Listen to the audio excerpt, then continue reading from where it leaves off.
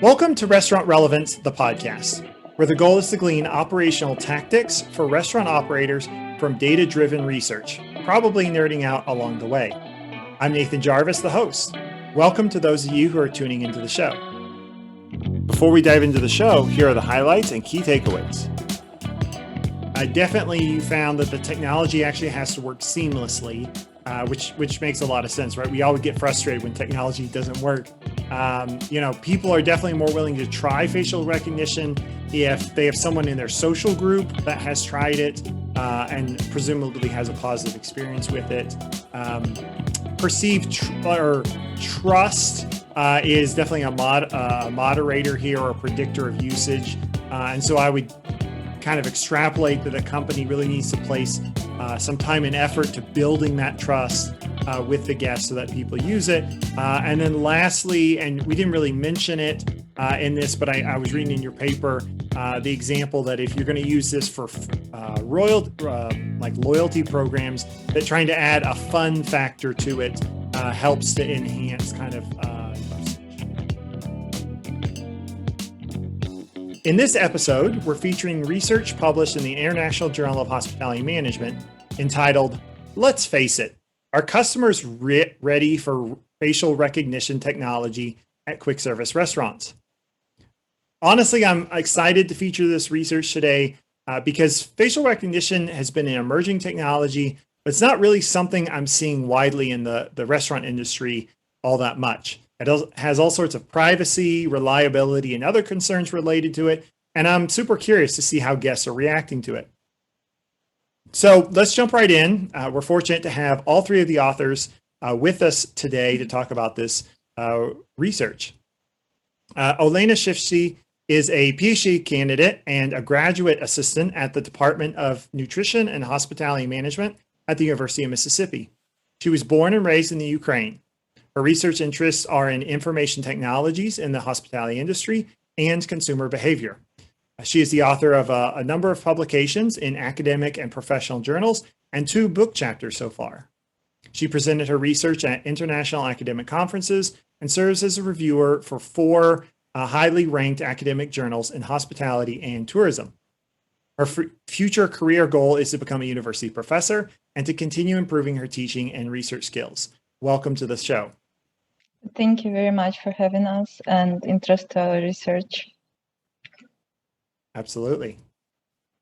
Next, we have Dr. Berezina, who is an associate professor in the Department of Nutrition and Hospitality Management at the University of Mississippi. Her research interests are in the areas of information technology in hospitality and tourism, electronic distribution, and revenue management. She serves as the managing editor of the Journal of Hospitality and Tourism Technology and is the coordinator of 2 different university programs that integrate real-life hotel software into the hospitality curriculum, the Inroad University Program and the M3 Insight University Program. Also, she serves as the vice chair of CHTP's Advisory Council with Hospitality, Financial, and Technology Professionals, and is the Director of Membership Services with the International Federation for IT and Travel and Tourism. Welcome to the show. Thank you so much, Nathan. It's a pleasure to be here, and thank you so much for your interest in our study. Absolutely. It's great to have you. And lastly, Dr. Choi is an associate professor in the Department of Nutrition and Hospitality Management at the University of Mississippi. She's a certified hospitality educator and has earned the certification in Hospitality Industry Analytics. That's a tough certification. Her research focuses on online marketing and service quality management. It's been published in top-tier scholarly journals, and she's made over 50 presentations at national and international conferences. She serves as an editorial board member of the Journal of Culinary Science and Hospitality Research and is a reviewer for several scholarly journals and conferences. Welcome to the show. Thank you for the introduction. I'm very excited to be here. Thank y'all so much for being here. So I always like to start at a really high level to talk about y'all's research. And so in 2 sentences, would you explain to us what your study was about and what you found?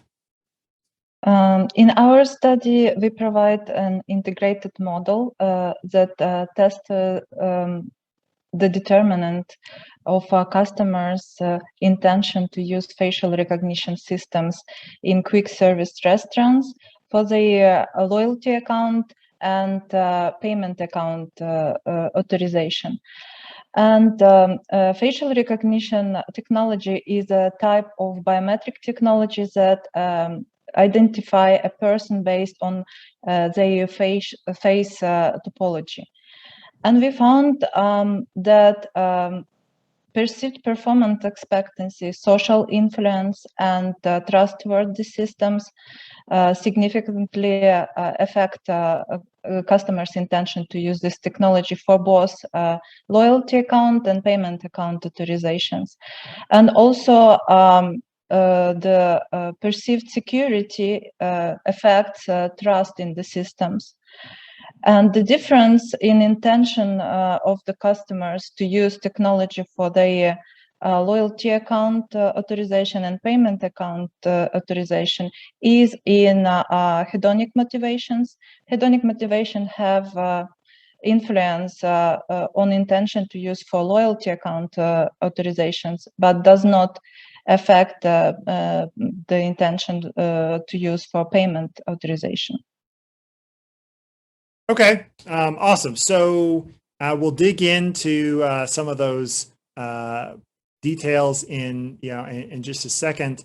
But to kind of start at the beginning, I mean, facial recognition technology has been around for a while in some industries. I know I kind of think about it, with regards to, I don't know, spy movies or things like that. But facial recognition in a quick service restaurant seems kind of far-fetched. But I know you said in your paper that it's been used in some restaurants since 2017. So can you give some examples of restaurants that have been using this or places in the industry that have been using it? So the idea for this research came from me reading articles, Informed, The Guardian, Business Insider, about quick service restaurants that are using this technology. And it was very new, and most of these articles were published in 2017. So I actually found the first, which actually drew my attention, was about the article was about KFC brand in China, which is known as K-Pro. And the customers can place order on the terminal, scan their face topology is compared with their previously submitted ID. And that's it, the order is placed. So this system is integrated with a digital payment platform from Alipay. So I got excited, and just because before I read about facial recognition, like you said, mostly in surveillance context. In the United States, BurgerFi and Kali Burger brands, quick service restaurant brands that originated from California, now they have more nationwide and worldwide more restaurants. They use this technology in their restaurants, and also Malibu Pork in Dallas, Texas. They use this technology, and the implementation is similar in these restaurants. The facial recognition is integrated in self-service kiosk and also with the POS system. What else? And I read some interviews and presentation by Miss Williams from Chick-fil-A. She reported that they are also testing this system for their restaurants, but I actually don't know if they implement it. Interesting. All right. So there are a number of chains that are using it. That's interesting. I mean, I remember going into, I think it was at Texadelphia with my wife the other day, and they had a little kiosk that had facial recognition, and we just walked right by. It kind of took us off guard because as you walked by, it tried to access, identify your face, and so it kind of freaked us out real quick, like what's going on here, and then we just walked by. So interesting. All right. So you do your research, and you were trying to kind of build a model for how or why guests might accept this or not, be willing to use it. And you choose both loyalty programs and payment. And now as you're talking about the chains that are have used this, I now understand why you chose both payment and loyalty programs, because they've used one or both of those. So that makes complete sense. That was one of my questions. So some of the theories that you used to frame your research were interesting. So I was kind of interested. Would you briefly kind of go over what were the theories that you based your research on? Yeah, I will take this question as well. So this study utilizes the unified theory of acceptance and use of technology, which is widely used in studies for technology acceptance, and also in studies about restaurant technology acceptance. It's widely used and have a high predictability.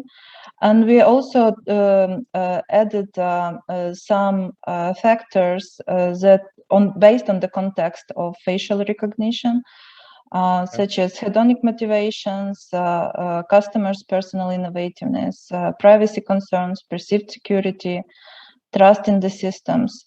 And already in UTAUT, theory, performance expectancy, effort expectancy, social influence, and facilitating condition were factors for using intention to use technologies. So yeah, we examined these factors. Interesting. Okay. All right. So intention to use and hedonic motivations. All right. And then you also incorporated kind of a conversation of perceived trust and privacy concerns and security as well, right? Mm-hmm. Yeah, we thought some customers will not try new technology if they don't trust it. In other words, customers should believe the technology is reliable and trustworthy to give it a shot. So we assume that the customer trust comes from two factors of privacy concerns and perceived security. So yeah, we assume that customer trust comes from two factors of privacy concerns and perceived security. Privacy concerns are how customers feel about sharing their private information with the company because they might be worried about the system having access to their private information, such as bank accounts, without their permission. So if they are concerned about the restaurant collecting too much information about them, they will not trust the system. And the second factor that we included was perceived security, meaning whether customers think the system can guarantee the safety of their private information. So if they think the system will store their information securely and not be accessed by third parties, they can trust it. But we were surprised to find out that out of these two factors, only the perceived security had an impact on customer trust. So a company needs to place a strong emphasis on managing and communicating its security. And as we expected, we found trust affects customer intention to use the facial recognition system for both accessing their loyalty accounts and making payments. So if customers trust the system, they will use it. Okay. I mean, that makes sense in other areas that trust has a huge relationship to uses. So I think I can wrap my head around that for sure. All right. And the way y'all did your study was through MTurk as a questionnaire. I'm curious. So, I mean, did you give the participants visuals and like a text, or what? I'm curious kind of what that looked like. Sure, that's a great question. So we took all those aspects and integrated them into a survey, but we also needed to make sure that the participants of the survey understand what we are talking about. So we actually took several measures to make sure of that. And we asked our participants several questions before we showed them a scenario. So first of all, we wanted to make sure that those who take part in our survey, they actually have been to a quick service restaurant within a year before the date when they take the survey. And the logic behind that was, well, if you have been in a quick service environment recently, you could have seen the kiosks and recent innovations and technology that the facial recognition is an example of, right? So that was the first piece. The second piece is that we also asked our participants whether or not they have used any self-service kiosk in the past. And that could be an airport kiosk for checking in, maybe a hotel kiosk, again, for check-in purposes, but at the hotel. So, and we use the same logic. So, okay, if the facial recognition technology is often integrated with a kiosk at a quick service restaurant, then by checking for the experience of being at this type of restaurant plus using a self-service kiosk, we are increasing our chances that the participant will actually understand the technology that we are talking about. So once we passed those screeners, we showed and we gave a definition to all participants what a facial recognition technology is. And we also showed the screenshots of how it may work in real life. And we had to work with a scenario and pictures and explanation because at the time when we were running the survey, I would say that the adoption in the industry of this technology and therefore the customer experience is quite low. So there is it would be a very hard situation for us to try and work with only those people who have already tried this technology, right? So for that reason, we took a combination approach, calling on the past experience of our participants in the QSR restaurants and with self-service technology, plus giving them pictures and explanations of how a facial recognition technology would work. Okay, so so you kind of use a combination of information and their past experience with kiosks and pictures to kind of form a scenario so that they could visualize what you were talking about and get in it, and then obviously ask some questions about it. All right, so that makes sense. So I think Dr. Choi mentions that trust was definitely aligned with whether they would use it or not. But what else did you find? I mean, I guess the real question is are guests ready to use facial recognition technology in restaurants?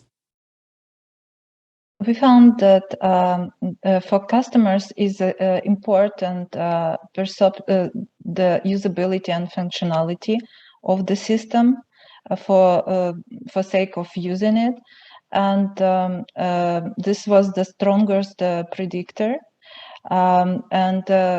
So we concluded that quick service restaurants should ensure that systems are working seamlessly in integration with other information systems and technologies in the restaurant to ensure a quick and efficient personalized service. Also interesting that social influence also was a strong predictor for intention to use these technologies. And so when people see that their significant others or friends using this technology and like it, they will most likely use it. And on the way around, if they see that the social circle is not approving this technology, they will not try it.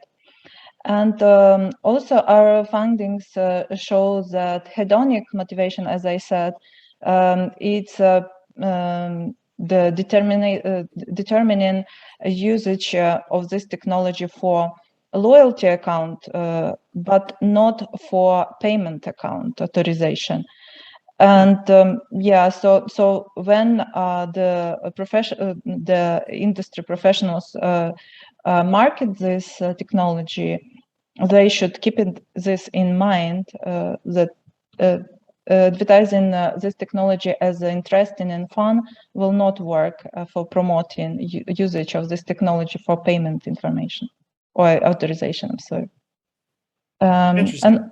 Also, our findings suggest that the facial recognition systems already passed the stage of early adoption, and it already reaches the general public. People use this technology in their daily life for unlocking the laptops, smartphones, or for accessing social media or games.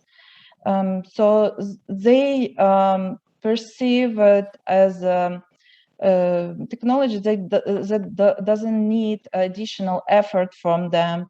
This technology does not possess a threat to their privacy or need additional guidance to use it. So those are our findings. Interesting. All right. So I know y'all didn't study this, but I'm curious, based on your expertise in the field, I mean, how accurate are some of these facial scans? I know that iPhone has integrated facial scans, and there are times where I see people that works perfectly, and then other times, they try 15 times in a row and they still can't get access, and they end up resorting to their codes. So, I mean, if it's going to be linked to either my loyalty account, and certainly if it's linked to my payment details, is there any data out there as to like false positive or false negatives? Could someone get access to my account with, if we have faces that look similar? I'm kind of curious about the implementation there. Sure, and that's a very important and relevant question for all of us, right? We don't want our data to be exposed in any way, but it's because we are not talking about any specific algorithm, right, or any specific facial recognition device. Then we can only talk about this in general. And in general, it's important to acknowledge that facial recognition technology has developed and has gone quite a way in recent 5-7 years. So right now, if we look at that data that is being reported, for example, by National Institute of Standards and Technology, we'll see that some of the best facial recognition algorithms can reach accuracy of 99.9%. And that basically means that there is a very low error rate concerning, that question about what's the likelihood that my information is being stolen or misused in any way. So if we look at statistics like that, then it's definitely promising. So, but that's for the accuracy rate. But at the same time, all those aspects that Olena and Dr. Choi talked about the safety of that information that is being captured, and also creating the environment where the customer actually trusts the system. So they may not be aware that it's accurate, right? So they may not be aware how the data is processed and transmitted and so on. So there is still work for all companies and all restaurants, I think, to create that trust and help the customers embrace the technology. Right. So it comes down to there's a difference between what reality is and what people's perception of that reality are. Mm-hmm. Yeah. Okay. And obviously you did this for a quick service setting, but based on your expertise, I mean, do you think this is applicable to other restaurant segments? Particularly, I'm thinking maybe family or fast casual. I mean, obviously the research hasn't been done yet unless y'all are doing it. But what are your thoughts on how translatable this is to other restaurant segments? We'll answer that question. And as Olena said, many customers now use biometric technologies in their daily lives. So the technology itself is not new to them. And these days, more and more people want contactless services because of the pandemic. So I believe that it's just a matter of time for retailers and restaurants to implement biometric technologies in their stores and restaurants. So even though our study just focused on quick service restaurants, I think our findings can be applied to other restaurant segments, such as fast casual and casual. But I have my doubts about fine dining restaurants adopting this technology because their customers expect personal service. Yes, yeah, that makes sense. Go ahead. And in fact, Malibu Pork, which uses facial recognition, they market themselves as a fast casual restaurant. So Okay. yeah, it's already there. It's already being used in that segment. Awesome. All right. So obviously y'all's research is based on survey work, which is often kind of the starting place for a lot of lines of research. So in your mind, what's next? Maybe you're already working on what's next here, but like what's next in this research to do? What else do we still need to find out? Yeah, we were studying the customers' perceived intention to use facial recognition in quick service restaurants based on the scenarios. And the result of such a research may be different if the proposed model is tested in real life settings with customers that actually experience this technology. It would be nice to conduct an experiment on the field, for example. And basically, I would do that if I want to implement this in my restaurant. And also, but yeah, before that,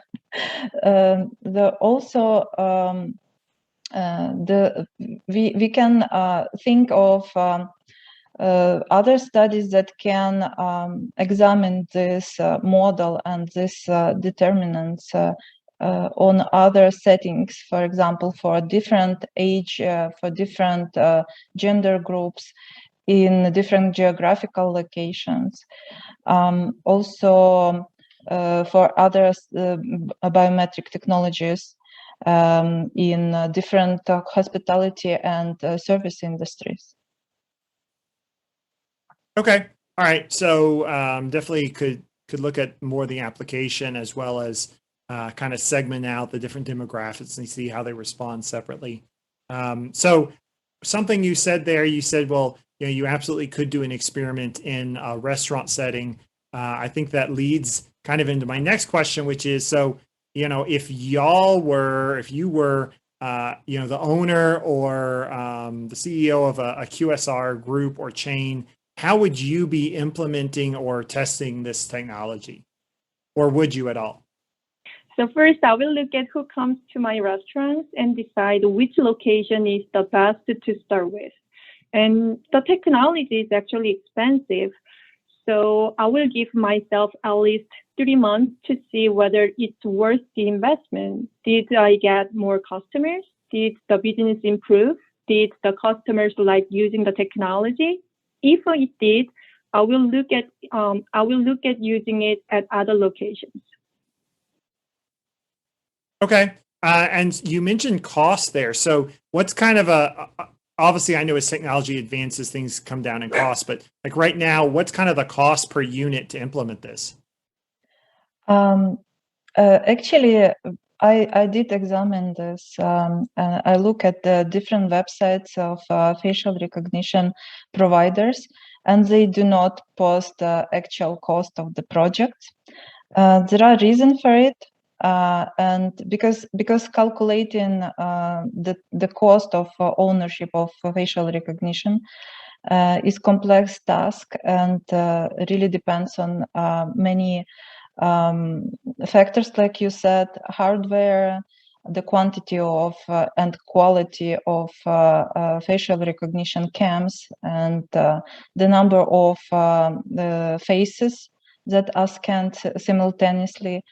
Another aspect that affect cost is ability of selected software to be integrated with existing technology that is present in restaurants, and not many face recognition providers would agree on this integration because it's compromise.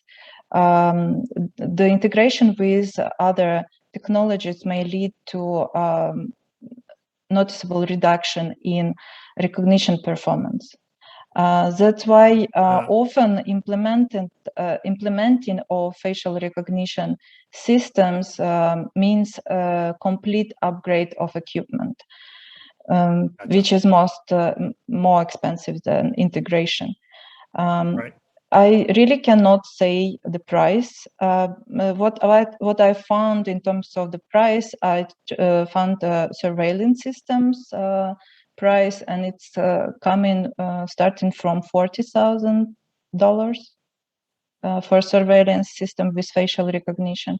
I'm not sure about price for facial recognition for authorization and payment authorization.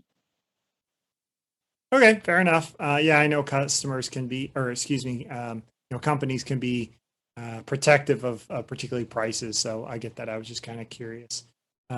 Awesome. Anything else y'all would like to add about your research or what you're working on now?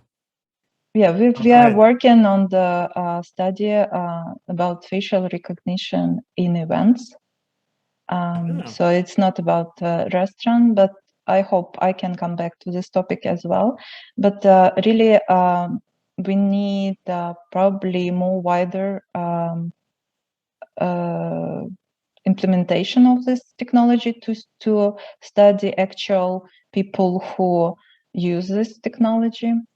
I definitely like this topic. Awesome. Well, I hope to see your other publication come out on events.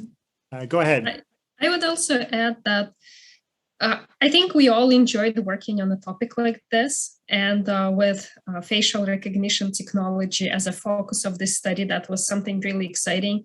And, something that goes beyond statistics is reading the comments of those participants who answered this survey.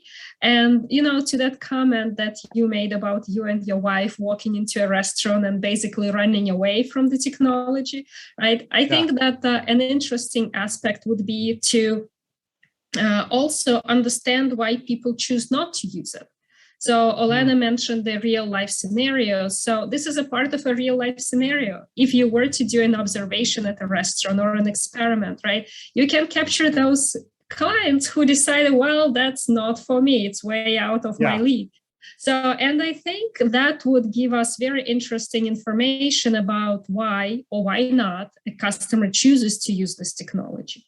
So, and something that we also did not account for this study is the effect of the pandemic. And I think that when we entered the pandemic, that's the facial recognition technology in kiosks may be something that is maybe more appealing to customers these days and maybe more helpful from the perspective of creating touchless experiences, socially distanced experiences. So I think that there are some additional benefits of this technology that we did not explicitly ask about. So now, as we are living through the pandemic and learning to, to come out of it, hopefully, this is a technology that may be, I think, quite helpful, and the perception of customers and their willingness to accept this technology may actually shift. Interesting. Okay. Yeah, I can definitely see how the pandemic could impact it. So when was it, what was the time period when y'all were collecting your data? It was in 2019. Yes, the second half of 2019. Yeah. Okay. All right. Right as the pandemic was starting, particularly overseas. Okay. Interesting. Awesome. All right. So I always kind of like to recap with lessons learned. So definitely you found that the technology actually has to work seamlessly, which makes a lot of sense, right? We all would get frustrated when technology doesn't work. People are definitely more willing to try facial recognition if they have someone in their social group that has tried it and presumably has a positive experience with it. Perceived trust is definitely a moderator here or a predictor of usage. And so I would kind of extrapolate that the company really needs to place some time and effort to building that trust with the guests so that people use it. And then lastly, and we didn't really mention it in this, but I was reading in your paper, the example that if you're going to use this for loyalty programs, that trying to add a fun factor to it helps to enhance kind of usage. Is that fair? Yes, thank you. It's great. Perfect. Awesome. Well, wonderful. Thank you all so much for taking the time to be on the show with me today. I really appreciate it. Thank you so much for having us. It was fun. Thank you for the opportunity. You're very welcome. Thank you all for spending the time. And thank you for tuning into today's show. If you have questions or comments, please email me at nathan@restaurantrelevance.com. Ciao.